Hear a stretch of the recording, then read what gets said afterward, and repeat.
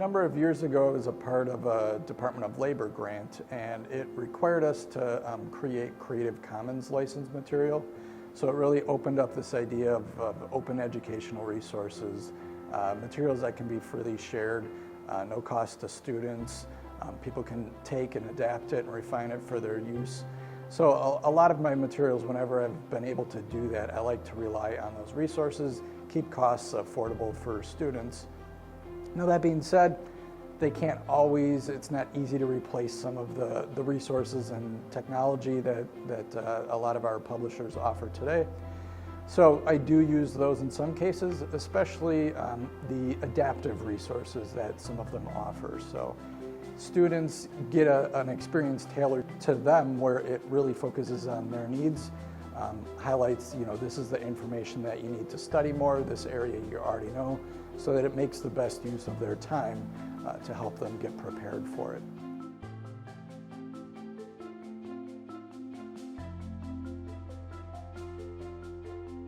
Diversity is embedded in a lot of my coursework. When I'm talking about environmental biology, we're highlighting things around the planet, and so I think it ties in a lot with the diversity of our students and the experiences that they bring well. We can talk about the different experiences they have. We talk about different environments around the world, how that shapes human behavior in relation to the environment, the diversity of organisms that are there, and how we see a lot of similarities around the planet, but also these unique things that we see, and that's often really what draws people in, is what's unique about this place. That's what causes people to want to go and travel to other places, and bring that back to, that's the same thing that we see with human relationships as well.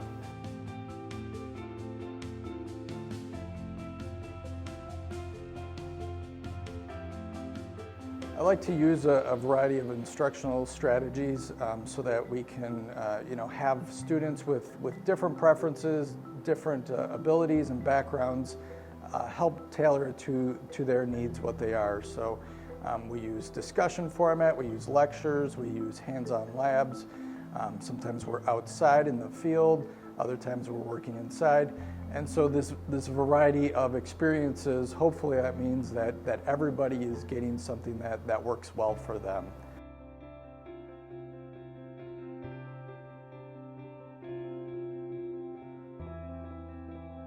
Being in science, the scientific method is a big part of my background, trying to teach students what we know about biology, but also how do we learn that? What are the tools we're using to be able to figure this out? Because in 5-10 years, things change so quickly.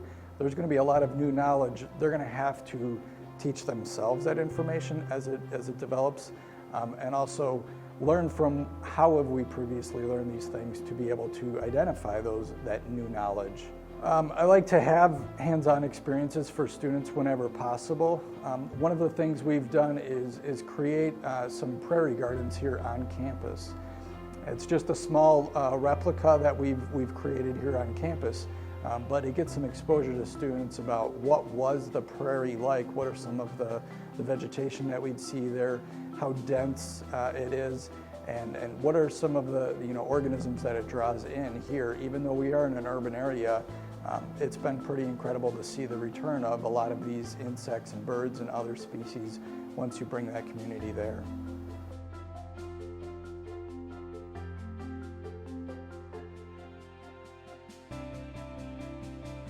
Ignorance isn't bliss when it comes to a lot of these issues.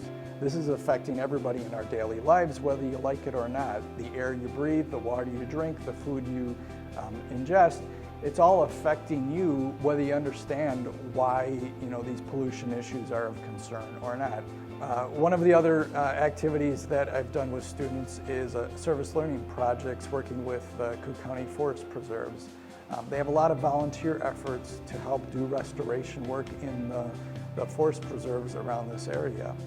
And so I've worked with students going out volunteering in a lot of those restoration activities, gets them exposure to some of the types of activities, whether it's a prescribed burn, cutting down invasive species, spreading seeds to regenerate the native vegetation that's there, but it gets a lot of hands-on experience there, and some of the students have continued that work even after the course ended and they were doing it for credit, have continued it because they felt it gave back and it was a really enriching experience.